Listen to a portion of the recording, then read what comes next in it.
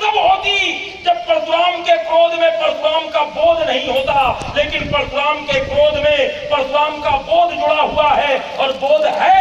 तभी मैंने कहा सो बिलगाऊ बिहाई समाजा और न तुम्हारे जई है सब।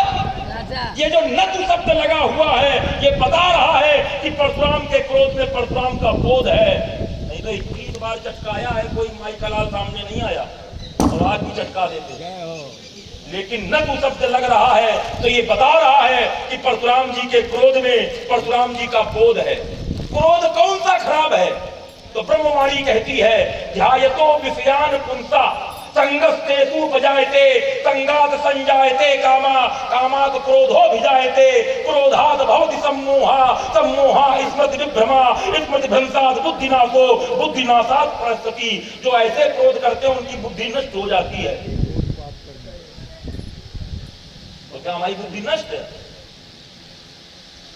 अब लक्ष्मण जी ने कहा कि पंडित जी पूरी धरती को पलटने की घोषणा कर रहे हैं भैया, धनुष तोड़ने वाले ने अकेले धनुष तोड़ा है तो धरती को क्यों पलटेंगे?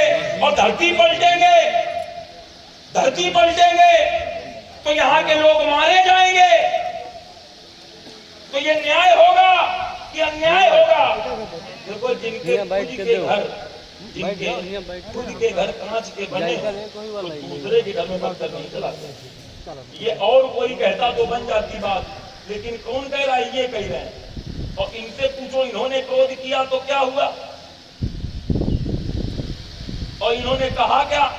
जो तुम्हारा अनुशासन पाऊं कंदुक एव ब्रह्मांड उठाऊं। एक ब्रह्मांड में कितनी धरतियां हैं? हमने तो केवल यहीं की धरती पलटने की बात की है और ये श्रीमान जी पूरे ब्रह्मांड को उठाने की बात कर रहे हैं और फोड़ने की बात कर रहे हैं। हम तो उनको दंड देंगे जो यहाँ उपस्थित हैं, जिनकी धरती पर यह अपराध हुआ है, और ये उनको भी दंड देंगे जो जानते भी नहीं कि कहाँ क्या हो रहा है। अच्छा, हमने यहाँ की धरती पलटने की बात की तो क्यों की?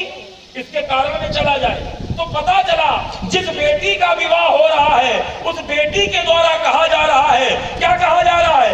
सचिव सभय सिख दे ही न कोई और बुद्ध समाज बड़ अनुचित होई। सचिव माने मंत्री, भय के कारण सिख माने उचित परामर्श नहीं दे रहे राजा को।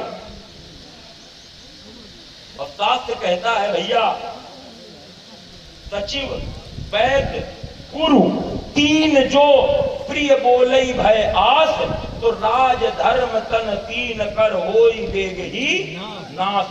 अगर मंत्री सही परामर्श राजा को नहीं देंगे तो राज्य का नाश होगा। अब बिटिया कह रही है कि सही परामर्श मंत्री नहीं दे रहे हैं, सचिव सभय सिख दे ही ना